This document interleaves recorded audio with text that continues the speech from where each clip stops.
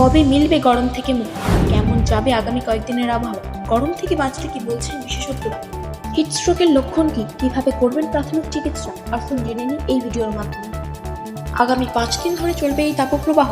Red line জারি করা হয়েছে বেশ কিছু অঞ্চলে, যার মধ্যে রয়েছে ঝাড়গ্রাম, বাঁকুড়া, পূর্ব এবং পশ্চিম মেদিনীপুর সহ বেশ কিছু জেলা। 4ই মে পর্যন্ত চলবে এই তাপপ্রবাহ। 40-এর নিচে নামবে না তাপমাত্রা। তবে 5ই মে একটু স্বস্তির সম্ভাবনা রয়েছে।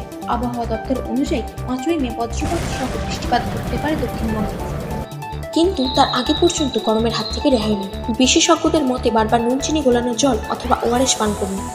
বাড়ির জানালা অথবা দরজা অবশ্যই খুলে রাখতে হবে, বদ্ধ ঘরে থাকা যাবে না। তবে বাড়ির মধ্যে যাতে তাপ না আসে তারও ব্যবস্থা করে নিতে হবে। যতটা সম্ভব ঢিলে ঢালা পাতলা হালকা রঙের সুতির পোশাক ব্যবহার করুন। বাইরে বেরোলে অবশ্যই টুপি, সানগ্লাস, ছাতা, গ্লাভস ব্যবহার করুন। বেশি রসালো জাতীয় ফল যেমন শসা, তরমুজ, ডাব খেতে পারেন, তবে এই মুহূর্তে কোল্ড ড্রিঙ্কস থেকে দূরে থাকাই ভালো।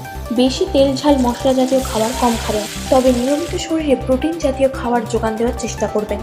মাথা ঘুরানো, ঝিমুনি ভাব, পেটে মোচড় বা ব্যথা, কথাবার্তাতে অসংলগ্নতা, এই সমস্তই হচ্ছে হিটস্ট্রোকের লক্ষণ। সেরূপ কোনো লক্ষণ দেখলেই দ্রুত ব্যক্তির দেহকে ঠান্ডা করতে হবে।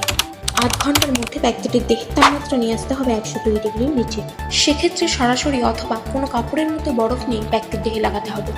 ব্যক্তিটিকে শীঘ্রই কাছাকাছি কোনো চিকিৎসালয়ে নিয়ে যাওয়ার ব্যবস্থা করুন। এই ধরনের আরও তথ্য পাওয়ার জন্য আমাদের চ্যানেলটিকে সাবস্ক্রাইব করে আমাদের পাশে থাকুন।